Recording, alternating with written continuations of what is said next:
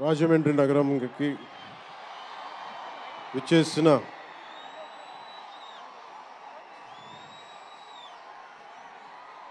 Cinema అభిమానులందరికీ, తెలుగు హీరోల అభిమానులందరికీ, ప్రత్యేకించి రామ్ చరణ్ గారి అభిమానులందరికీ నా హృదయపూర్వక నమస్కారం. ఇక్కడికి విచ్చేసిన ఆసీనులైన విశిష్ట అతిథులందరికీ మనస్ఫూర్తిగా నా హృదయపూర్వక నమస్కారాలు. ఆంధ్రప్రదేశ్ నలుమూలల నుంచి విచ్చేసిన ప్రజానీకానికి నా హృదయపూర్వక నమస్కారాలు. దీనిని ప్రసార మాధ్యమాల్లో చూస్తున్న ఆశేష ప్రజానీకానికి కూడా నా హృదయపూర్వక నమస్కారాలు. పత్రికాధిపతులకి, పాత్రికేయులకి, యూట్యూబ్ ఛానల్స్కి, అన్ని సోషల్ మీడియా వీక్షిస్తున్న ప్రతి ఒక్కరికి కూడా నా హృదయపూర్వక నమస్కారం. అలాగే పవన్ కళ్యాణ్ అభిమానులకు కూడా నా హృదయపూర్వక నమస్కారం.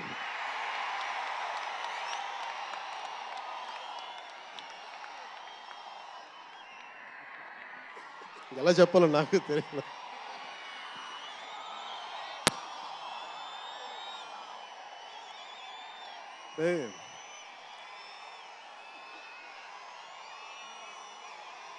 ఎక్కడి నుంచి వచ్చామో మర్చిపోకూడదు కదా.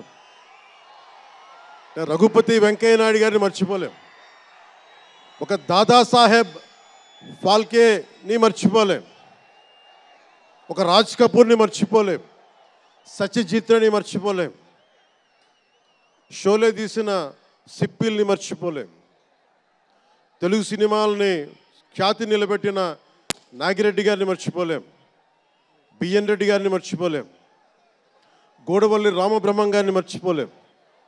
ఈ రోజున ఇంతమంది వేదిక పైన శంకర్ గారు లాంటి నిష్ణాతులు మహానుభావులు ఉన్నారు అంటే, సూర్య గారు లాంటి నటుడు దర్శకులు ఉన్నారంటే మేము మూలాలు మర్చిపోకూడదు. తెలుగు చిత్ర పరిశ్రమ పెద్దలందరికీ గుర్తు చేసుకుంటూ, తెలుగు జాతికి పేరు తెచ్చిన ఎన్టీ రామారావు గారికి మనస్ఫూర్తిగా ఆయనని గుండె లోతుల్లోంచి ఆయనకి స్మరించుకుంటూ, అలాగే పవన్ కళ్యాణ్ ఉన్నా, రామ్ చరణ్ ఉన్నా, ఏ హీరోలు ఉన్నా కానీ దానికి మూలం మెగాస్టార్ చిరంజీవి గారు. మీరందరూ గేమ్ చేంజర్ అనొచ్చు, ఓజీ అనొచ్చు. ఆ మూలాలు ఎక్కడో మారుమూల ఒక చిన్న పల్లెటూరులో, కుగ్రామంలో, మొగల్తూరు అనే కుగ్రామంలో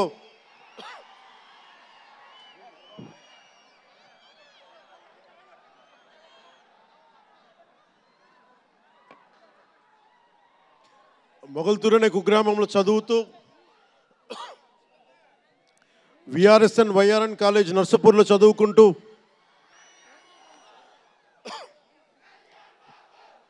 ఇవన్నీ ఇలాంటిదే మీరు అనాలంటే ఆద్యుడు ఆయనే. మీరు ఈరోజు కళ్యాణ్ బాబు అనండి, ఓజీ అనండి, డిప్యూటీ సీఎం అనండి, ఏదన్నా ఆయనే ఆద్యులు. నేను మూలాలు మర్చిపోను. నేను ఎప్పుడు రఘుపతి వెంకయ్య నాయుడు గారిని మర్చిపోం, దాదాసాహెబ్ ఫాల్కే అవార్డు గ్రహీతను దాదాసాహెబ్ ఫాల్కే గారిని మర్చిపోం. మూలాలు మనం ఎప్పుడు మర్చిపోం.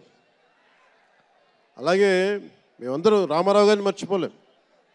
ఇంతమంది తెలుగు చిత్ర పరిశ్రమ ఇక్కడ కదిలింది, వచ్చింది అంటే దాని స్ఫూర్తి ఒక అక్కినేని నాగేశ్వరరావు గారు, రామారావు గారు, ఘట్టమనేని కృష్ణ గారు, ఒక శోభన్ బాబు గారు, ఎంతోమంది నిష్ణాతులు పెద్దలు, తెలుగు చిత్ర పరిశ్రమ కోసం శక్తియుక్తులు ధారపోసిన వారు. వారందరికీ మనస్ఫూర్తిగా హృదయం నుంచి ఒక నటుడిగానే కాదు, ఆంధ్రప్రదేశ్ డిప్యూటీ సీఎంగా కూడా మనస్ఫూర్తిగా వారికి నమస్కారాలు తెలియజేసుకుంటా ఉన్నాను.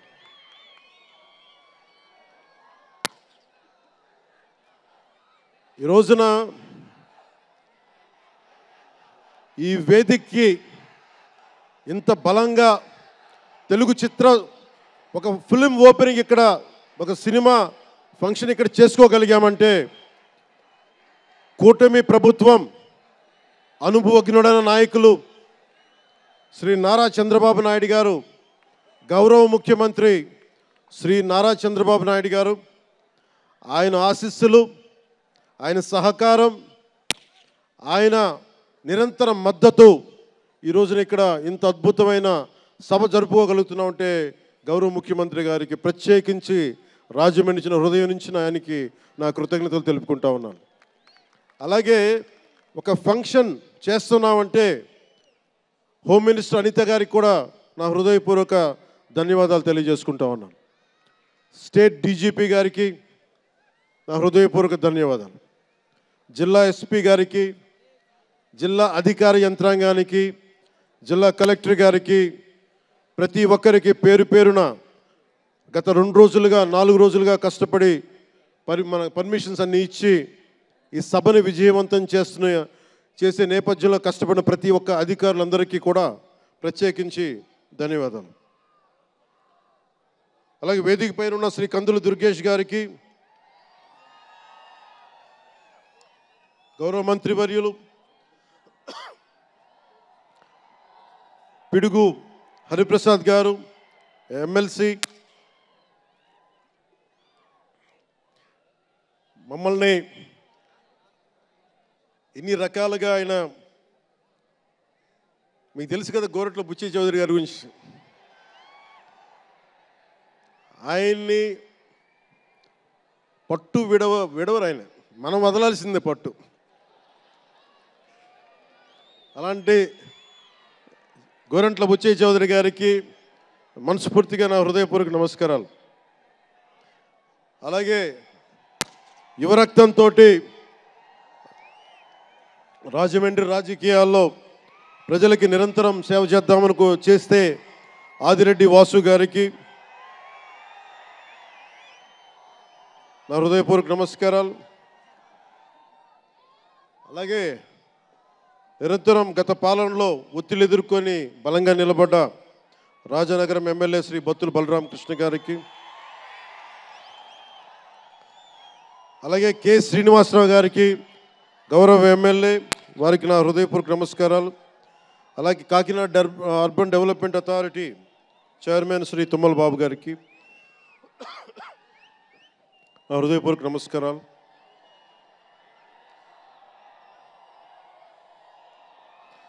అలాగే నటులు శ్రీకాంత్ గారికి, పృథ్వీ గారికి, నవీన్ చంద్ర గారికి, ఇదేంటిది రచ్చ రవియా,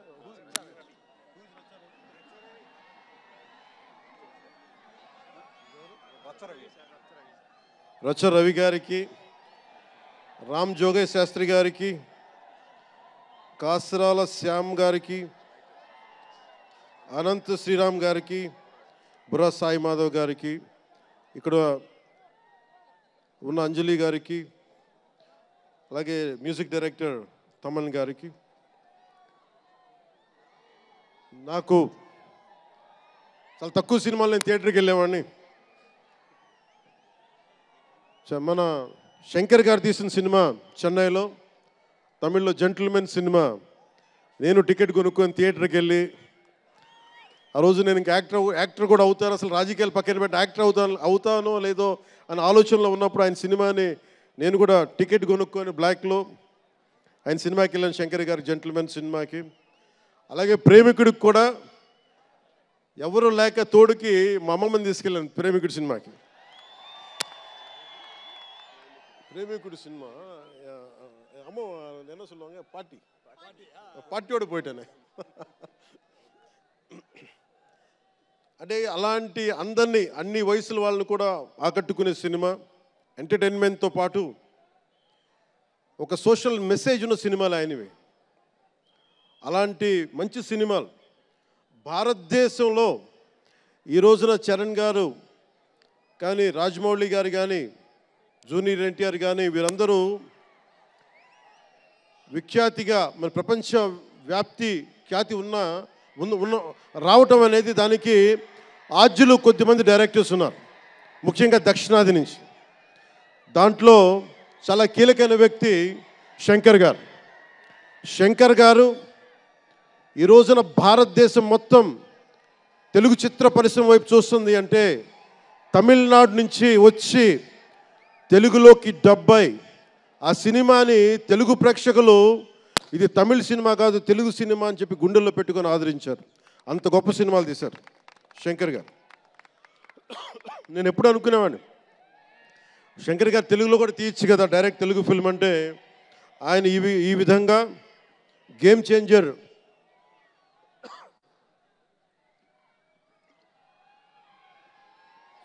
చేంజర్ సినిమాని పూర్తిగా తెలుగులో తీసి మిగతా భాషల్లో డబ్ చేసే క్రమంలో రిలీజ్ చేస్తుంది. మనస్ఫూర్తిగా వారికి నా ధన్యవాదాలు. అలాగే దిల్ రాజు గారు, నేను తొలి ప్రేమ సినిమా అప్పుడు ఆయన డిస్ట్రిబ్యూటర్. అంటే ఏదో ఒక చిన్న పోస్టర్ చూసి ఎక్కడో ఒక మాటిని ఈ సినిమా చాలా సూపర్ డూపర్ హిట్ అవుతుందని ఒక నమ్మకంతో పాపం ఆయన అడ్వాన్స్ ఇచ్చారు. అలా స్టార్ట్ అయిన వ్యక్తి. మేము వకీల్ సాబ్ నా నిర్మాత కూడా అయినా. ఎలాంటి నిర్మాత అంటే నేను బాగా కష్టాల్లో ఉన్నప్పుడు డబ్బులు లేవు నా దగ్గర, పేరు ఉంది కానీ డబ్బులు లేవు, మార్కెట్ ఉందో లేదో తెలియదు. అలాంటి పరిస్థితుల్లో వచ్చి వకీల్ సాబ్ అనే సినిమా నాతో తీసి ఈరోజు జనసేన పార్టీ నడపడానికి ఇంధనంగా పనిచేస్తుంది వకీల్ సాబ్ సినిమా. దాని నిర్మాత దిల్ రాజు గారు. సో మనస్ఫూర్తిగా వారికి నా ధన్యవాదాలు. అలాగే రామ్ చరణ్,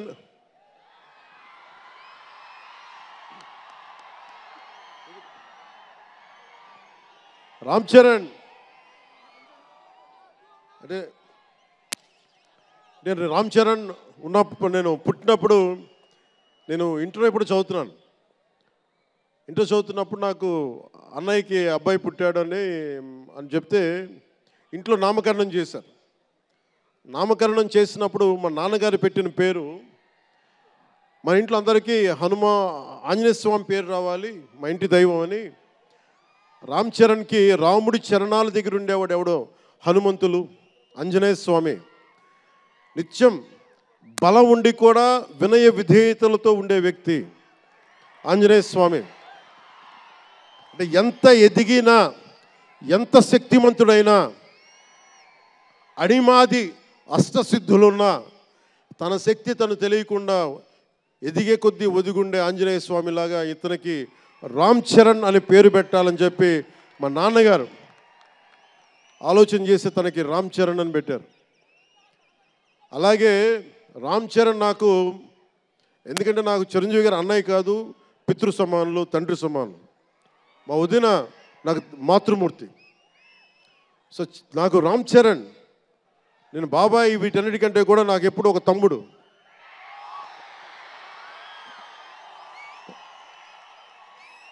చిన్నప్పుడు బాగా ఏడిపించేవాడిని, నేను ఇంకా బద్ధకంగా ఉండేవాడిని. అంటే కరెక్ట్గా చెప్పాలంటే నేను తమ్ముడు సినిమాలో నా క్యారెక్టర్ లాగా ఉంటే రామ్ చరణ్ 7 ఏళ్ల వయసు, నా రెండో కొడుకు అంత వయసు ఉండేది. ఇప్పుడు ఆ వయసులో తెల్లవారుజామున చలిలో హార్స్ రైడింగ్ నేర్చుకోవడానికి మొత్తం ఆ హెల్మెట్తో పాటు అన్నీ పెట్టుకొని షూస్ అన్నీ సర్దుకొని రాత్రే నేను సోఫాలో పడుకొని ఉంటే వచ్చి పాపం నన్ను లేపి, ఇంకా నేను పడుకునేవాడిని, తను రెడీ అయిపోయి నన్ను లేపి ఒకసారి నేను దింపాల్సి వచ్చేది. ఇష్టంతో కదా తప్పక, లేదు తిడతారు ఇంట్లో. అంటే అంత క్రమశిక్షణతో ఉండేవాడు చిన్నప్పటి నుంచి. నాకు రామ్ చరణ్లో నచ్చింది ఏంటంటే ఇంత ప్రతిభా సమర్థత ఉందని ఎప్పుడు తెలియదు ఎవరికి కూడా.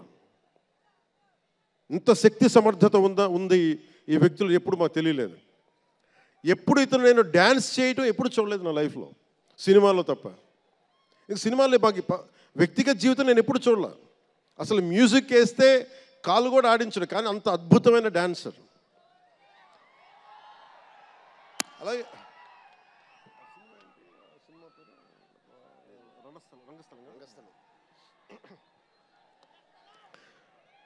రంగస్థలం గురించి సుకుమార్ గారి డైరెక్షన్లో రంగస్థలం నాకు నటన చూసి ఇతనికి బెస్ట్ యాక్ట్ అవార్డు రావాలని మనస్ఫూర్తిగా అనిపించింది. అంటే అంత గొప్ప పెర్ఫార్మెన్స్ చేశాడు. భవిష్యత్తులో ఇతను ఉత్తమ నటుడు కూడా కావాలి, ఉత్తమ నటుడు అవార్డు అందుకోవాలి. ఎందుకంటే తనకి ఇక్కడ పెరగల, ఆంధ్రాలో పెరగల, కీలకమైన సంవత్సరాలన్నీ తమిళనాడులో పెరిగాడు, కొంత హైదరాబాద్లో తెలంగాణలో పెరిగాడు. ఇక్కడ గోదావరి జిల్లాల తాలూకు భావాలు, కల్చరు ప్రత్యక్షంగా ఎప్పుడు చూడాల. అవన్నీ తెలియకుండా ఆ క్యారెక్టర్లో ఇమిడిపోయి కొన్ని తరాలుగా గోదావరి తీర ప్రాంతంలో పుట్టిన వ్యక్తిగత యాక్ట్ చేసిన విధానం చూస్తే నాకు అమితంగా నాకు నచ్చింది. అంటే అంత గొప్ప నటుడు ఉన్నాడు. చిరంజీవి గారి వారసుడు అలా కాకపోతే ఇంకెలా ఉంటాడు? చిరంజీవి గారికి తగ్గ వారసుడు. తండ్రి మెగాస్టార్ అయితే కొడుకు ఏమవుతాడు? గ్లోబల్ స్టార్ అవుతాడు.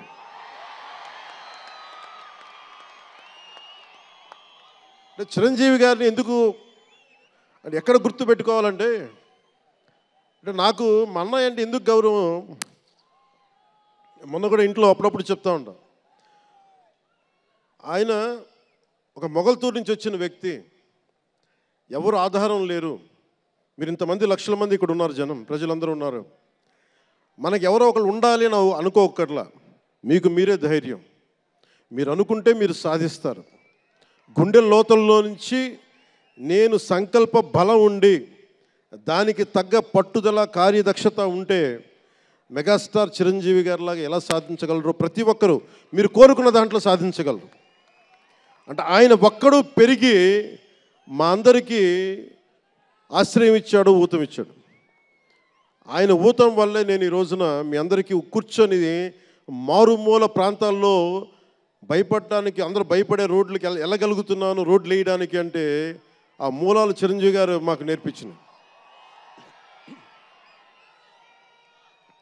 అంటే ఇది ఎందుకు చెప్తున్నానంటే, నేను చిరంజీవి గారిని ఎంత కష్టపడేవారు ఆయన కష్టపడి బయటికి వచ్చి ఇంటికి వస్తే నేను అర్ధరాత్రి పూట వెయిట్ చేసేవాడిని అక్కడ సోఫాలో పడుకున్నాను హాల్లో. మా అన్నయ్య గారు ఎప్పుడు వస్తారు, ఆయన ఎంత కష్టపడేవారంటే కనీసం వచ్చి షూలు ఇప్పుకోవడానికి అసలు శక్తి ఉండేది కాదు. అలిసి సొలిసి ఒళ్ళు కుమిలిపోయి, అంటే ఏమంటుందని అసలు కందిపోయి దెబ్బలు తిని, ఎందుకంటే అప్పుడు సేఫ్టీ మెకానిజం లేదు. మన గుండా షూటింగ్ టైంలో మన ఏదో అనకాపల్లి వెళ్తుంటే ఇక్కడే చిరంజీవి గారు చేశారు ఎవరు ఆయన సన్నిహితులు చెప్తా ఉంటే, ఆ పడిపోయి ట్రైన్ కింద యాక్సిడెంట్లో కాలు ఫ్రాక్చర్ అయ్యి, అలాంటి ఒక సేఫ్టీ లేని పరిస్థితులు ఆయన చేస్తూ ఇంటికి వచ్చేటప్పటికి మాకు చేయగలిగేది ఏంటంటే, మాకు గిల్టీగా ఉండేది. తమ్ముడు సినిమాలో నేను ఎలా ఉండేవాడిని, ఆకతాయిగా తిరుగుతా, అలా నాకు అలా అనిపించేది నా జీవితం. అలా లేననుకోండి, కానీ మా అన్నయ్య వచ్చేటప్పటికి ఏదైనా చేద్దామని తపంతో పాపం ఆయన సాక్స్ తీస్తే కాళ్ళు వాచిపోయాయి. ఆ షూ కూడా వచ్చేది కాదు, చెమటతో తడిచిపోయేది. ఆయన షూలు తీసి ఆయన పాదాలు తుడిచి అది చేస్తే మాకు ఒక చిన్నపాటి ఉపశాంతి మాకు లభించేది. ఎందుకంటే ఇంత కష్టపడుతున్నాడు ఇంతమంది కోసం అనేది. అంటే అలాంటి కష్టాన్ని చూసి పెరిగాడు రామ్ చరణ్. అందుకే ఎందుకు ఆయన గురించి చెప్తున్నానంటే, మేము ఎప్పుడూ దీన్ని అహంకారంగా తీసుకోవాలి. మెగా అభిమానులు ఇలాంటి పదాలు మేము ఎందుకు మాట్లాడమంటే, ఇక్కడ అందరి హీరోల అభిమానులు ఉన్నారు. జూనియర్ ఎన్టీ, మీరు అందరు సినిమాలు చూస్తారు. రామ్ చరణ్ ఒక సినిమాని ఎక్కువ ఇంకొక హీరోని ఇష్టపడచ్చు, ఒక హీరోని ఎక్కువ ఇష్టపడచ్చు. జూనియర్ ఎన్టీఆర్ గారిని ఇష్టపడతారు, అల్లు అర్జున్ గారిని ఇష్టపడతారు, అలాగే ఒక ప్రభాస్ గారిని ఇష్టపడతారు. ఇంకా హీరోస్ పేర్లు అందరూ చెప్పు ఒకసారి, మర్చిపోయి. ఘట్టం నేను మహేష్ గారిని ఇష్టపడతారు. అంటే నేను ఎందుకు అందరి హీరోల, క్షమించాలి, అందరి హీరోల అభిమానులని పేరు పేరున నేను సమయం తక్కువ ఎక్కువ మంచి అందరి హీరోలు పేరు పేరున చెప్తున్నాను. చిన్న చిత్తగా అట్లని చెప్పట్లా. ఎవరైనా సరే, ఏ స్థాయి హీరోలైనా సరే వారు ప్రత్యేకించి అభిమానులు ఉంటారు. నాని గారు ఉన్నారు, ఆయనకి ప్రత్యేకించి మా ఇంట్లో చాలామంది అభిమానులు ఉన్నారు. మా సిస్టర్ చాలా నచ్చుతారు మా చెల్లికి నాని గారి సినిమాలు. ఇలాగా మా ఇంట్లో అందరికి కూడా మా చిరంజీవి గారు మాకు నేర్పించింది ఒక హీరోని ద్వేషించే పని మాకు తెలియదు. మాకు చిన్నప్పటి నుంచి మా జీవితంలో కళమా తల్లి సాక్షిగా చెప్తున్నాం, ఎప్పుడు కూడా మా ఇంట్లో ఈ హీరో సినిమా పోవాలి, మేము ఉండాలి, మా ఇంట్లో ఎప్పుడు లేదు. అసలు ఆ సంస్కృతి మా ఇంట్లో లేదు. అందుకు మేము అందరం బాగుండాలని కోరుకుంటాం. ఎందుకు బాగుండాలని కోరుకుంటామంటే సర్వే జనం సుఖినో భవంతు అని చెప్పి మా నాన్న నేర్పించిన ఇది మాకు సంస్కృతి. అది మేమే బాగుండాలి, వాళ్ళు బాగుండకూడదు అనుకుంటే ఎకానమీ తిరగాలి, అందరి దగ్గర డబ్బులు ఉండాలి, అందరూ బాగుండాలని కోరుకుంటాం. అలాంటి పరిస్థితుల్లో అలాంటి వాతావరణంలో పెరిగాం. రామ్ చరణ్ అలాంటి వాతావరణంలో పెరిగిన వ్యక్తి. నాకు చాలా గర్వంగా ఉంటుంది, చాలా ఆనందంగా ఉంటుంది. అతని హార్స్ రైడింగ్ చూస్తే మటుకు నాకు చాలా అసూయ వస్తుంది. నాకు చాలా తక్కువ సందర్భాల్లో నాకు అసూయ వస్తాయి. మొన్న ఈ మధ్యన అరకుకి వెళ్ళినప్పుడు గిరిజన ప్రాంతాల్లో ఉన్న సోదరులను చూసి ఆ పచ్చని చెట్ల మధ్య వాళ్ళ జీవన విధానాన్ని చూసి నాకు అసూయ వచ్చింది. అలాంటి అసూయ రామ్ చరణ్ని చూస్తే నాకు మగధీరలు అనిపించింది. ఎంత అద్భుతంగా చేస్తున్నాడు ఇతను. చిన్నప్పుడు నేను కూడా నేర్చుకొని ఉంటే ఇలా ఇంట్లో కూర్చొని కాళ్ళు బాధ చాపుకొని కూర్చోకుండా, పుస్తకాలు కాకుండా ఇంకేదైనా చేస్తుంటే నేను ఇంత అద్భుతంగా చేసేవాడిని అనిపించేది. ఆ పట్టుదలతోటి నాకు హార్స్ రైడింగ్ నేర్చుకోలేదు జీవితంలో. ఇప్పుడు గబ్బర్ సింగ్ సినిమాకి నాకు హార్స్ రైడింగ్ పెట్టారు. అందరూ ఏమనుకున్నారంటే పవర్ స్టార్ అంటే అన్నీ వచ్చేసి అనుకున్నారు. నాకు తెలియదు అవన్నీ. హార్స్ రైడింగ్ అని చెప్పారు, ఓకే అని గుర్రం చూపించారు నాకు. అది కచ్ రాష్ట్రం గుజరాత్లో. గుర్రం దగ్గరికి వెళ్ళా, సార్ ఏం లేదు దౌడు తీసుకుంటే గ్యాలప్ మీద వచ్చేయాలంటే ఓకే షూర్ అన్నాం, డెఫినెట్గా వచ్చేస్తానన్నా. కింద పడితే ఏమవుతానో నాకు తెలియదు. సార్ నాకు ఒకటి తెలుసు, తెగింపు తెలుసు. గుర్రం దగ్గరికి వెళ్ళి చెప్పా, దానికి చెవిలో చెప్పాను, నాకు హార్స్ రైడింగ్ రాదు. వీళ్ళందరూ నన్ను ఎక్స్పెక్ట్ చేస్తారు నేను చాలా గొప్ప హార్స్ రైడర్ అని. అంటే హీరో అంటే అన్నీ తెలియాలనుకుంటారు, నాకు తెలియదు హార్స్ రైడింగ్. దానికి ఒక పంచదార ముక్కను చిన్న క్యారెట్ పెట్టా, జాగ్రత్తగా తీసుకెళ్ళి నాకు వదిలేవాను. పాపం ఆ గుర్రం అది నన్ను ఎంత అద్భుతంగా తీసుకెళ్ళిందంటే అది మీరు చూసారు ఆ సీన్లో. నేను అందరినీ మోసం చేశాను ఆ సినిమాలో. నాకు హార్స్ రైడింగ్ రాకుండా సినిమా వరకే హార్స్ రైడింగ్ వచ్చినా కదా. అలాంటి అంటే నాకు ఇది మాకేంటంటే మాకు సినిమాల్లో చూసినవన్నీ నాలాగా కాకుండా అన్నీ చాలా సుశిక్షితమైన ఒక నేర్చుకున్న వ్యక్తి ఇతను రామ్ చరణ్. ఒక డ్యాన్స్ కానీ ఎక్కడో ఇంగ్లాండ్కి వెళ్ళి అక్కడ డ్యాన్స్ ఇన్స్టిట్యూషన్స్లో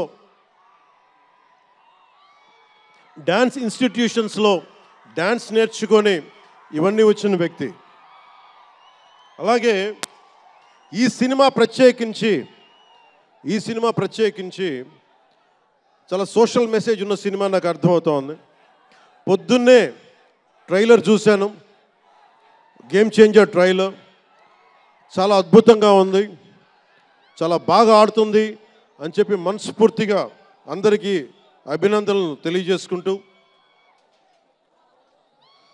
ప్రత్యేకించి శంకర్ గారికి నాకు మనస్ఫూర్తిగా అభినందనలు తెలియజేసుకుంటూ, అలాగే తెలుగు చిత్ర పరిశ్రమకి సంబంధించినంత వరకు ఇది ఓజీ గురించి చెప్తాను, లాస్ట్లో చెప్తాను.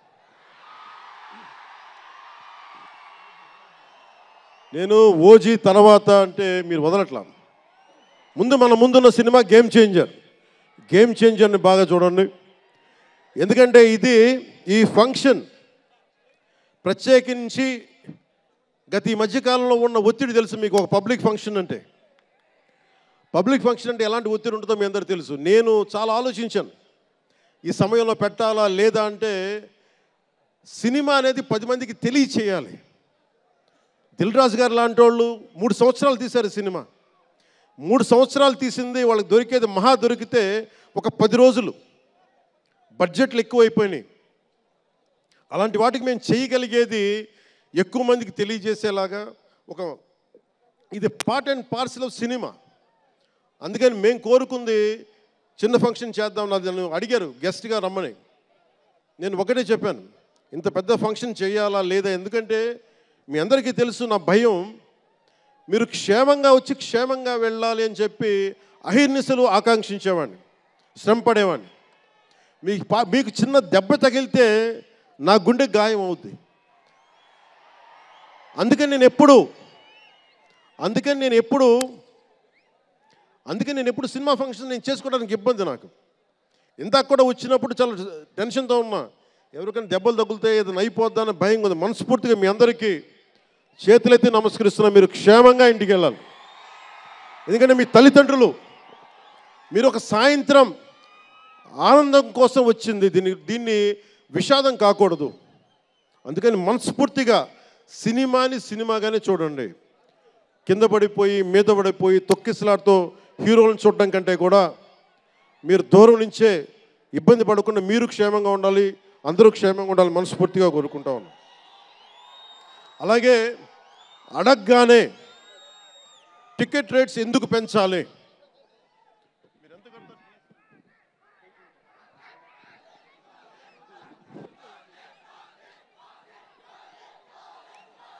టికెట్ రేట్స్ ఎందుకు పెంచాలి అని చాలామంది అడుగుతూ ఉంటారు. ఒక నిమిషం థ్యాంక్ యూ. సినిమా రేట్లు ఎందుకు పెంచాలని అడుగుతారు. ఈ రోజున సినిమా రేట్లు పెంచాలి అంటే it's a purely demand and supply.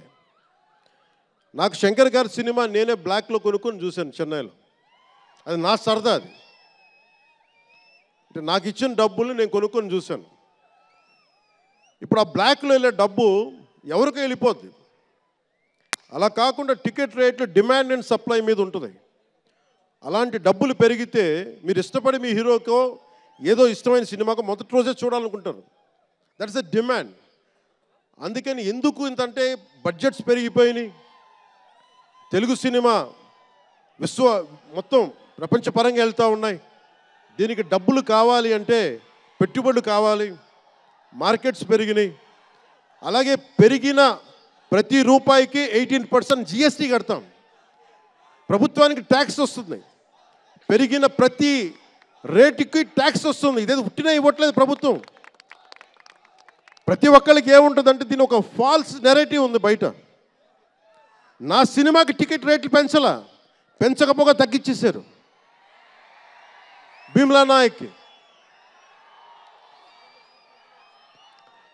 ఇప్పుడు చాలామంది హీరోస్ అందరూ కూడా వాళ్ళెవరూ కూటమికి మద్దతు చెప్పలేదు, కానీ మేము ఎక్కడ వివక్ష చూపించలా. అందరూ బాగుండాలని కోరుకుంటాం. ఎందుకంటే చిత్ర పరిశ్రమకి మొన్న దిల్ రాజు గారు కూడా చెప్పారు, చిత్ర పరిశ్రమకి రాజకీయ రంగు పులమటానికి మాకు ఇష్టం లేదు. Though I belong to NDA, though I'm head of Janasena party, cinema should be treated as a separate entity. No politics should seep into cinema. Milton Friedman అనే ఒక ఎకానమిస్ట్ ఒక చిన్నపాటి పెన్సిల్ని ఇలా చూపిస్తూ, ఈ పెన్సిల్ని తయారీకి ఈ కనిపించే టిప్పు ఈ మెటీరియల్, దీని లోపల ఉండే గ్రాఫైటు ఈ మెటీరియల్, ఇవన్నీ ఒక్కొక్కటి చెప్పుకుంటూ దీనికి వెనక పెన్సిల్ ఉండే రబ్బరు ఇది ఎక్కడి నుంచి వస్తుంది ఇలా చెప్పుకుంటూ వెళ్తా, ఇది ఒక్క ప్రాంతం నుంచి రాలా, అనేక దేశాల నుంచి. గ్రాఫైట్ ఏమో ఎక్కడ వేరే కంట్రీస్ నుంచి. ఈ పెన్సిల్కి పెట్టిన మన బ్రాంజ్ రిబ్బన్ను అదేమో వేరే చైనా నుంచో లేదంటే ఏషియా నుంచి. ఈ చేసిన వాళ్ళందరూ ఒక మతం కాదు, ఒక కులం కాదు, ఒక దేశం కాదు. ఒక చిన్నపాటి పెన్సిల్కే ఒక రకరకాల వ్యక్తులు, రకరకాల దేశాలు కలిసి రావాలి. అలాంటిది ఇంత సినిమాకి శంకర్ గారు తమిళియన్, మనకి దిల్ రాజు గారు ఫ్రమ్ తెలంగాణ. ఇక్కడ ఒక్కొక్కరిని అడగండి, ఒక్కొక్కరు ఒక్కొక్క రాష్ట్రం నుంచి వస్తారు. బట్ అందరూ కలిసి సినిమాని తీస్తారు, మీకు ఆహ్లాదం కలిగజేస్తారు. ఇప్పుడు మాకుంటుంది, నేను ఎప్పుడు కూడా నాకు ఇష్టం లేనిది సభావేదికగా ఒకటి శంకర్ గారికి కానీ దిల్ రాజు గారికి కానీ తెలుగు చిత్ర పరిశ్రమకు కానీ భారతీయ చిత్ర పరిశ్రమకు కానీ ఒకటితే మనం నేర్చుకోవాలి. ఎప్పుడు మనం భారతీయ చిత్ర పరిశ్రమ అనేవాళ్ళం తప్ప లాస్ట్ 90s నుంచి టాలీవుడ్ అని బాలీవుడ్, కాలీవుడ్, మాలీవుడ్. మనం ఎందుకు ఏప్ చేయాలి వీళ్ళని? Why do we have to ape Hollywood? మనం ఒకప్పుడు మాయాబజార్ లాంటి సినిమాలు తీసిన వాళ్ళం, మూకీలు తీసిన వాళ్ళం. చిత్ర పరిశ్రమ ఒక బెంగాల్లో పరివిడిల్లింది అక్కడ. సో మనం ఎందుకు వీళ్ళని ఫాలో అవ్వాలి? వాళ్ళు హాలీవుడ్ డిసిప్లైన్ ఫాలో అవ్వం, Hollywood method of film making follow అవ్వం, Hollywood method of skill development follow అవ్వం. కానీ ఆ వుడ్ను మటుకు తీసుకున్నాం, మాలీవుడ్. ఇది మటుకు మానాలి. ఎందుకంటే మనకు ఒక కాళిదాసు ఉన్నాడు, మహా కవులు, కళాకారులు గొప్ప గొప్ప కావ్యాలు రాశారు. సో మన జాతి తాలూకు ప్రాముఖ్యతని సినిమాలే చెప్పగలగాలి. అందుకని హాలీవుడ్ని అనుకరించడం మానేయాలి. మనదైన సత్తా, మనదైన కథ, మనదైన బలం మనం చూపించాలి విశ్వానికి. అది చూపించకపోతే ఏమవుతుందంటే, ఎక్కడ కూర్చొని ఈరోజు ఇప్పుడు కాపీ చేద్దామంటే కుదరదు. You have to come with original stories.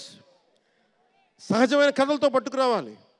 ఆ విధంగా ఉండాలి అంటే ముందు చిత్ర పరిశ్రమలో కూడా చాలా డిసిప్లిన్ రావాలి. సినిమాలు తీసే వాళ్ళు మాట్లాడాలి చిత్ర పరిశ్రమ గురించి, సినిమాలు తీయని వాళ్ళు మాట్లాడకూడదు. సినిమాలు తీయకుండా రాజకీయాలు చేసేవాళ్ళు మాకు నచ్చం. అది ఎన్డీఏ తరపు నుంచి నేను చెప్తా ఉన్నాను. తెలుగు చిత్ర పరిశ్రమ గురించి మాట్లాడాలి అంటే సినిమాలు తీసి దానికి సాధక బాధలు అర్థం చేసుకున్న వాళ్ళే మాట్లాడాలి. మన తెలుగుదేశం, జనసేన, భారతీయ జనతా పార్టీ, ఎన్డీఏ ప్రభుత్వం వారితోనే మాట్లాడతాం, వారితోనే గుర్తిస్తాం. అలాగే చాలాసార్లు సినిమా టికెట్ల కోసం హీరోలకి పనేంటి, హీరోలు ఎందుకు రావాలి, అది మాకు ఇష్టం లేదు. మహా అయితే నిర్మాతలు రండి, ఒక ట్రేడ్ బాడీ రండి, మీ యూనియన్ రండి, మేము అది ఇచ్చేస్తాం. అంతేగాని హీరోలు వచ్చి మాకు నమస్కారాలు పెట్టాలి,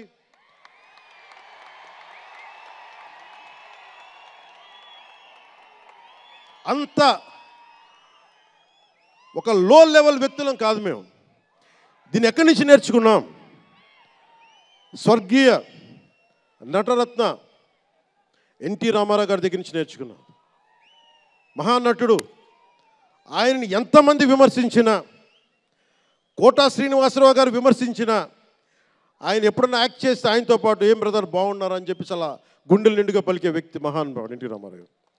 ఇంత తెలుగుదేశం పార్టీ ఎన్టీ రామారావు అన్నిసార్లు ముఖ్యమంత్రిగా ఉన్నప్పుడు కూడా ఎప్పుడు ఘట్టంనేని కృష్ణ గారు కాంగ్రెస్లో ఉండి కూడా కనిపిస్తే ఇద్దరు ఆప్యాయంగా మాట్లాడుకునే వాళ్ళు. ఎన్టీ రామారావు గారు ఎప్పుడు వివక్ష చూపించలే.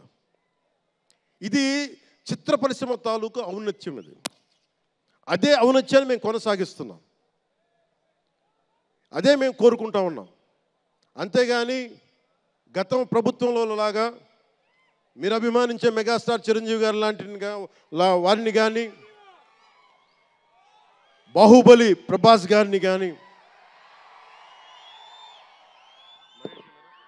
మహేష్ గారిని ప్రిన్స్ మహేష్ అంటారు కదా, మహేష్ గారిని కానీ, ఇంకెవరిని వెళ్ళారా, ఇంకెవరు వెళ్ళినా కానీ మేము ఇవన్నీ ఎందుకు చేయట్లేదంటే మాకు సినిమా పరిశ్రమ మీద గౌరవం ఉంది. నారా చంద్రబాబు నాయుడు గారు ఇప్పటికి 4వ ముఖ్యమంత్రి. ఆయన 3 సార్లు కానీ 4 సార్లుగా ముఖ్యమంత్రి ఉన్న ఈ సమయంలో ఎప్పుడు కూడా తెలుగు చిత్ర పరిశ్రమకి దోహదపడ్డారు తప్ప ఆయన ఎప్పుడు తెలుగు చిత్ర పరిశ్రమని ఇబ్బంది పెట్టలేదు. తిరిగి మేము సినిమాని గౌరవించే వాళ్ళం. ఇక్కడున్న చిత్ర పరిశ్రమ కోసం, సినిమాల కోసం పరితపించే కథల కోసం మనం వెనకాడతాం. మన కథలు కావాలి. సినిమా జీవితంలో లేని సినిమాలో వెతుక్కుంటాం. మనం జీవితంలో దొరకని న్యాయాన్ని సినిమాలో న్యాయం దొరికితే తృప్తి పడతాం. ఒక్కటి సినిమా తీస్తే ఎందుకు చూస్తాం మనం? శంకర్ గారి డైరెక్షన్లో అరే మన జీవితంలో మన ముఖ్యమంత్రి ఇలా ఉంటే బాగుంటుంది అనుకుంటాం. ఆ కథని, ఆ భావాన్ని సినిమాగా తెరకెక్కిస్తే అది బాగుంటుంది. ఒక శివాజీ సినిమా ఎదురు తిరిగితే ఎలా ఉంటుంది, ప్రత్యామ్నాయంగా రాజు చేస్తే ఎలా ఉంటుంది ఒక శివాజీ. ఇలాంటి సినిమాలన్నీ కూడా మనకి నిజ జీవితంలో జరగనివి. మనం ఒక అట్లీస్ట్ సినిమా ప్రపంచంలో చూస్తే ఒక తృప్తి ఉంటుంది. అలాగే ఇంతమంది యువత ముందుకొచ్చి ఎందుకు వస్తున్నారు అంటే ఒక మార్గదర్శకం సినిమాలు. ఒకసారి సినిమాలో కూడా చాలా మంచి విలువలు ఉంటాయి, కానీ ఆ విలువలు తీసుకోవచ్చు. కానీ మనం ఎలా ఉండాలంటే హంసలాగా పాలను తీసుకొని నీళ్ళు వదిలేయాలి. కానీ కొంతమంది నీళ్ళని పట్టుకుంటారు, మనం ఏం చేయలేము. సినిమా అన్నీ చూపిస్తుంది, మంచి చెడు రెండు చూపిస్తాయి. ఏది తీసుకోవాలి అనేది మీది. ఉదాహరణకి వకీల్ సాబ్లో ఒక సన్నివేశంలో హీరో దగ్గరికి వచ్చే డైలాగ్ వస్తుంది, ఆర్ యు వర్జిన్ అని చెప్పి ఒక స్త్రీ పాత్రధారిని అడుగుతారు. అది నా ఇండివిజువల్గా నేను చెప్పడానికి ఇబ్బంది అనిపించింది. నేను డైరెక్టర్ గారికి, దిల్ రాజు గారికి చెప్పాను, ఈ డైలాగ్ అయితే నేను చెప్పానని. కాబట్టి అబ్బాయిని అడుగుతాను, అమ్మాయిని నేను అడగనేమని చెప్పి. అంటే న్యాయం రెండు పక్షాలు ఉండాలి, ఒకళ్ళని ఇబ్బంది పెట్టడం నాకు ఇష్టం లేదు. ఇది సెన్సిబిలిటీస్ కూడా ఫిలిం టెక్నీషియన్స్ కానీ, డైరెక్టర్స్ కానీ, యాక్టర్స్ కానీ, ఎందుకంటే హీరోలు చాలా పెద్ద ప్రభావం, మీరు దర్శకులు చాలా పెద్ద ప్రభావం, నిర్మాతలు చాలా పెద్ద ప్రభావం చూపిస్తారు. మీరు కేవలం డబ్బులు సంపాదించడమే కాదు, మీరు కొన్ని విలువలు చెప్తారు. ఒక రామ్ చరణ్ కోసం కానీ, ఒక శంకర్ గారి కోసం కానీ, దిల్ రాజు గారి ప్రొడక్షన్ అంటే ఎందుకు ఇంతమంది వస్తారు, ఇన్ని లక్షల మంది ఎందుకు వస్తారంటే ఏదో ఒక కనెక్ట్ ఉంది, దానికి ఒక బంధం ఉంది, దానికి ఏదో ఎదురు చూస్తాం ఒక సినిమా ద్వారా. ఒక RRRకి ఎందుకు అంత పరిగెడతాం సినిమా చూడటానికి, ఏదో ఎదురు చూస్తాం మనం. సో బాధ్యత తెలుగు చిత్ర పరిశ్రమకు కూడా మీరు సమాజాన్ని ఇంకొంచెం వినోదంతో పాటు ఆలోచింపజేసే సినిమాలు ఇవి కూడా రావాలని మనస్ఫూర్తిగా నేను మీ నుంచి ఆశిస్తా ఉన్నాను. మీరు ఎలాంటి సినిమాలు తీసినా ప్రజలకి ఆమోదయోగ్యంగా ఉండే సినిమాలు, ప్రజలకు విలువ నేర్పించే సినిమాలు మరిన్ని రావాలని మనస్ఫూర్తిగా కోరుకుంటూ, ఈరోజు పెరిగిన రేట్లు ఆంధ్రప్రదేశ్ ప్రభుత్వానికి ఆదాయం కూడా కేవలం అది నిర్మాతలకని అనుకోవడానికి లేదు. పెరిగిన ప్రతి రూపాయికి 18% GST వస్తుంది. అది ప్రజలందరికీ కూడా ఈ సందర్భంగా నేను తెలియజేస్తా ఉన్నాను.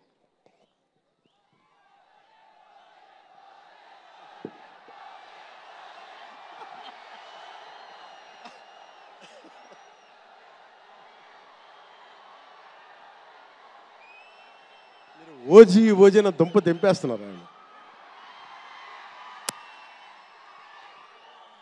మాట్లాడదాం దాని గురించి, వేరే మాట్లాడదాం. డైరెక్టర్ ఇక్కడే ఉన్నారు, 3 సినిమాలు ఉన్నాయి.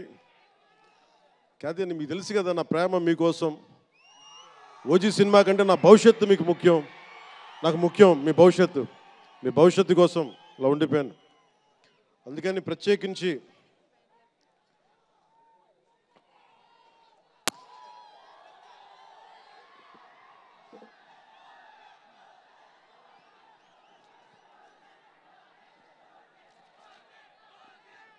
మనం మాట్లాడుకుందాం. ఇది అంటే వేరే సినిమా గురించి, ఒక గేమ్ చేంజర్ అనే సినిమాకి వచ్చి మనం ఓజీ గురించి మాట్లాడుకోండి. ఓజీ కోసం వచ్చినప్పుడు ఓజీ గురించి మాట్లాడాలి. అందుకని ప్రత్యేకించి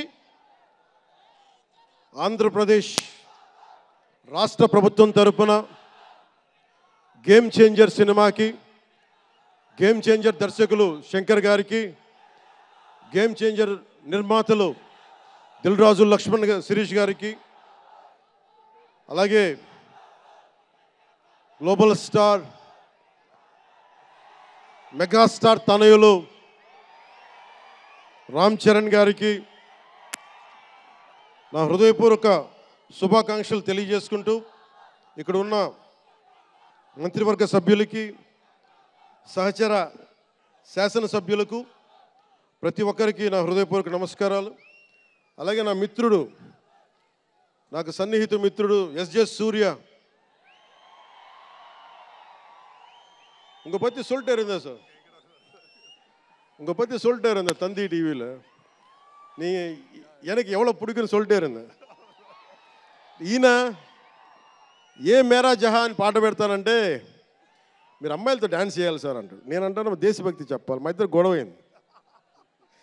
నేను చెప్పాను నువ్వేమనుకుంటా అవి చేస్తాను తప్ప నేను మటుకు ఏ మేరా జహాయే చేస్తాను, నేను అమ్మాయిలతో డ్యాన్స్ చేయనని చెప్పాను. చాలామంది చేశాను, ఎందుకంటే నేను బాగా చేయలేను తెలుసు నాకు. దానికి ఏదో కూర్చుని పాపం నా మాట, మా ఇద్దరికి అలా మంచి ఫ్రెండ్స్, స్నేహం మా ఇద్దరి మధ్య, గంటలు మాట్లాడుకుంటాం. ఈ మధ్య కుదరట్లేదు. సో గ్రేట్ యాక్టర్, మంచి దర్శకుడు కాదు, ఎక్స్ట్రాడినరీ డైరెక్టర్. నా కోపం ఏంటంటే డైరెక్షన్ వదిలేశాడు. ఎప్పుడు పైన విటిట నీ direction, you are such a fantastic and fabulous director. And okay, that's fine. ఆయన డ్రీమ్ ఏంటంటే I want to be an actor అనేవాడు. ఇప్పుడు హీ ఫుల్ఫిల్, ఆయన సాధించుకున్నారు, అందరి మనసులు దోచుకున్న నటుడయ్యారు. మనస్ఫూర్తిగా వారికి నా అభినందనలు తెలియజేస్తా ఉన్నాను. అలాగే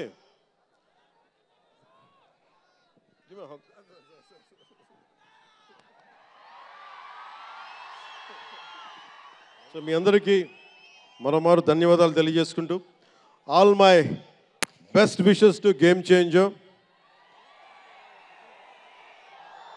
all my best wishes to Shankarji, best wishes to Dil Raju గారు, my love, my best wishes to all the actors. కొత్త సంవత్సరంలో బాక్స్ ఆఫీస్ బద్దలైపోవాలి. నేను ఇలాంటి మాటలు మాట్లాడు, నా సినిమాకి నేను మాట్లాడను.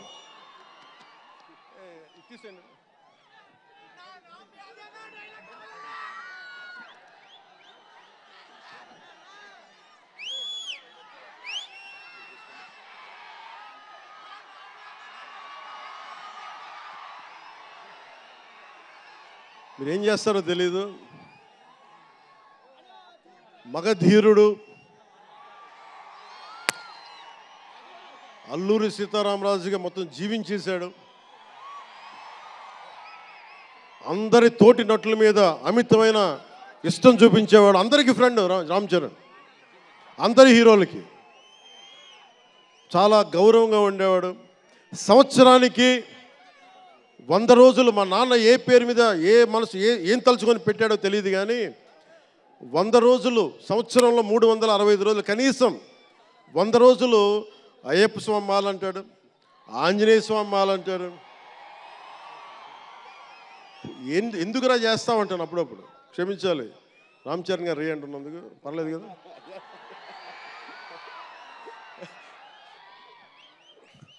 అంటే ఎందుకంటే నాకు బాధ్యత తప్పకుండా ఉండటానికి, నియంత్రించుకోవడానికి, అహంకారం రాకుండా ఉండటానికి, ఎప్పుడు చూడండి చెప్పులు లేకుండా ఉంటాడు. అంటే నాకే అనిపిస్తుంది, నేనే కనీసం నేను వేసుకునే చెప్పులు కూడా వదిలడానికి ఇబ్బంది పడతాను అప్పుడప్పుడు. అలాంటిది రామ్ చరణ్ చెప్పులు లేకుండా, మామూలు హీరో కాదు, హాలీవుడ్ దాకా వెళ్ళాడు, ఆస్కార్కి వెళ్ళాడు. అక్కడికి వెళ్ళి ఎంత గుండె ధైర్యం అంటే, నేను చెప్పులు వేసుకుంటా, అవసరమైతే మంచి సూటు బూట్ వేసుకుని తయారవుతాడు, లేదంటే అయ్యప్ప స్వామి మాలేసుకుని కనిపిస్తూ ఉంటాడు. అంటే వ్యక్తిత్వంలో ఎంత బలం ఉండాలి ఆ వ్యక్తికి.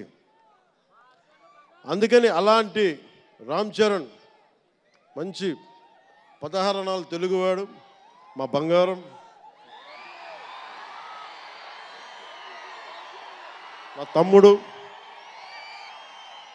ఒక తల్లికి పుట్టకపోయినా కానీ నా తమ్ముడు. ఎప్పుడు ఎదిగే కొద్దీ ఒదిగుండేవాడు. అతనికి మరింత విజయం కలగాలని, అద్భుత విజయాలు కలగాలని మనస్ఫూర్తిగా ఒక బాబాయ్గా కాదు, ఒక అన్నగా ఆశీర్వదిస్తున్నాను. I love you Ram Charan, I love you all.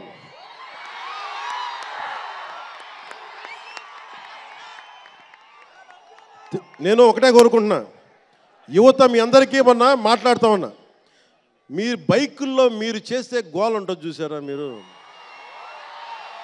నేను మొన్న మాట్లాడుతూ ఉన్నా,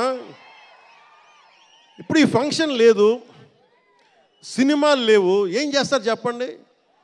ఉద్యోగాలు ఉపాధి కూడా కానీ టైం పడుద్ది. కనీసం సినిమాకి వెళ్ళి చొక్కా దించుకొని అరవకపోతే, బైకులు తీసుకొని అవి సైలెన్సర్ దాన్ని ఆ యాక్సిలేటర్ పెంచకపోతే ఆ ఎనర్జీ ఎటు వెళ్తుంది. అందుకే ఒకటే చెప్పాను, దిల్ రాజు గారికి చెప్తా ఉన్నా, మీరు తెలంగాణ ఫిల్మ్ ఫెడరేషన్ ప్రెసిడెంట్ కదా, మీరు ఆంధ్రప్రదేశ్ని చిన్న చూపు చూడకండి. అదొకటే నేను కోరుకుంటా ఉన్నా. నేను ఆ 2 కళ్ళు అని నేను నమ్మను, కానీ మీరు తెలుగు చిత్ర పరిశ్రమని అటు తెలంగాణలోను ఇటు ఆంధ్రాలోను 2 చోట్ల అద్భుతంగా ఉండాలని కోరుకుంటా ఉన్నాను. ముఖ్యంగా ఆంధ్రప్రదేశ్ యువతకి, మీరు ఇంతమంది యువతను చూస్తూ ఉన్నారు, వీళ్ళకి స్టంట్ స్కూల్స్ పెట్టండి. మా వాళ్ళు బైక్లు వేసుకొని తిరుగుతూ ఉంటారు, గోల్ చేస్తూ ఉంటారు. ఒక మంచి స్టంట్ స్కూల్ పెట్టండి. గోదావరి జిల్లాలోనో, రాయలసీమలోనో, మా కడపలోనో ఎక్కడో చోట ఒక 2-3 స్టంట్ స్కూల్స్ పెట్టండి. మా వాళ్ళకి స్కిల్ డెవలప్మెంట్ ఇవ్వండి. మాకు ఒక స్క్రీన్ ప్లే ఎలా రాయాలో మా వాళ్ళకి చెప్పండి. ఒక రాజమౌళి గారు వచ్చి చెప్పమని చెప్పండి. త్రివిక్రమ్ గారిని వచ్చి క్లాసులు తీసుకోమని చెప్పండి మా వాళ్ళకి. ఒక తమన్ లాంటి మనకి మ్యూజిక్ దర్శకులు కానీ,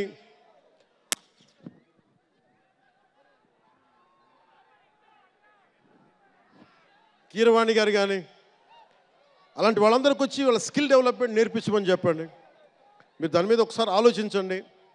స్టూడియోలు పెట్టండి. ఇక్కడ కొంతమంది అసిస్టెంట్ డైరెక్టర్స్కి ఎలా ఉండాలి, డైరెక్టర్స్ కావాలంటే ఏం చేయాలి, 24 క్రాఫ్ట్స్లో ఒకళ్ళకి ప్రొడక్షన్ డిజైనింగ్ నేర్పించండి. మా వాళ్ళకి ప్రొడక్షన్ డిజైనింగ్ స్కూల్స్ పెట్టండి. ఫిల్మ్ మేకింగ్ స్కూల్స్ పెట్టండి. ఈరోజున మీకోసం ఇంతమంది వచ్చారు. మీరు తిరిగి ఇవ్వగలిగేది మీకోసం రేట్లు పెంచాం. ముఖ్యమంత్రి గారు మీకు అండగా ఉన్నారు. చంద్రబాబు నాయుడు గారు, మేమందరం మీకు అండగా ఉన్నాం. తెలుగు చిత్ర పరిశ్రమని మీ ద్వారా మేము కోరుకునేది ఇంతమంది యువతున్నారు. వీరికి మీ ద్వారా కొంత ఉపాధి కల్పించండి. నేను సినిమాని మాట్లాడుతుంటే నేను టీవీని ఎప్పుడు వదలలేదు. టీవీ మీడియంని చిన్న తెర అనుకుని, చిన్న తెర పెద్ద తెర ఉండదు. తెర చిన్నదైనా పెద్దదైనా ఒకటే మాకు. సో మాకు ముమ్మిడివరం లాంటి గొప్ప లొకేషన్స్ ఉన్నాయి. మాకు కేరళకి మించిపోయి ఉంటుంది ముమ్మిడివరం. గోదావరి తీరం చూడండి. అసలు మీరు గండికోట చూడండి కడపలో. సిద్ధవటంకి వెళ్ళండి, అడ్వెంచర్ సినిమాలు ఉంటాయి. అటు వెళ్తే మీరు పార్వతీపురం వెళ్ళండి, మన్యం ప్రాంతం అద్భుతంగా ఉంటుంది. మీరు లొకేషన్స్ని ఎక్స్ప్లాయిట్ చేయండి. ఇక్కడ అందరికీ మేము సౌకర్యాలు కల్పిస్తాం. మా దుర్గేష్ గారికి కూడా చెప్తా ఉన్నాను, మనకి కూర్చొని ఇక్కడ టూరిజం డెవలప్ చేయాలి. అందుకని మీకు తెలుగు చిత్ర పరిశ్రమకి ఆంధ్రప్రదేశ్ ప్రభుత్వం అండగా ఉంటుందని తెలియజేసుకుంటూ, మీకోసం ఒళ్ళు వంచి పనిచేస్తానని తెలియజేసుకుంటూ, మరోమారు మనందరికీ ఇష్టమైన రామ్ చరణ్కి గుండెల నుండి శుభాకాంక్షలు తెలియజేసుకుంటూ, శంకర్ గారికి మరోమారు కృతజ్ఞతలు తెలియజేసుకుంటూ, దిల్ రాజు గారికి ఇద్దరికి అభినందనలు తెలియజేసుకుంటూ, నటీనట వర్గానికి ప్రతి ఒక్కరికి అందరికీ ధన్యవాదాలు తెలియజేసుకుంటూ, మీ అందరూ క్షేమంగా ఇంటికి వెళ్ళండి. ఇంట్లో అమ్మా నాన్నని అడిగానని చెప్పండి. నాకంటే వయసులో పెద్దవారైన ఎవరన్నా ఉంటే వారికి నా పాదాభివందనాలు తెలియజేయండి. మీరు 2 చేతులెత్తి దండం పెడుతున్నా, క్షేమంగా క్షేమంగా క్షేమంగా ఇంటికి వెళ్ళండి.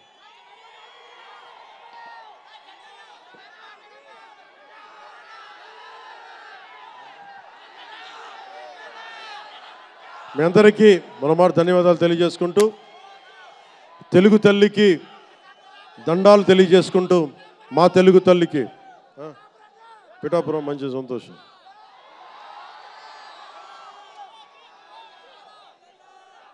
అలాగే మీ అందరికీ ధన్యవాదాలు తెలుపుకుంటూ, ఏ దేశం ఎగినా ఎందుకు కాలినా పొగడరాని తల్లి భూమి భారతిని అంటే సభ ఆరంభంలో మాట్లాడలేకపోయాను. నాకు జన్మనిచ్చిన నా నేల నేను దండాలు పెట్టుకుంటూ, నాకు దేశభక్తిని నింపిన నా భారతదేశానికి జై జైలు చెప్తూ సెలవు తీసుకున్నాను. అందరూ క్షేమంగా ఇంటికి వెళ్ళండి. మనస్ఫూర్తిగా ఇక్కడికి వచ్చిన ప్రతి ఒక్కరికి పేరు పేరున ధన్యవాదాలు తెలుపుకుంటూ,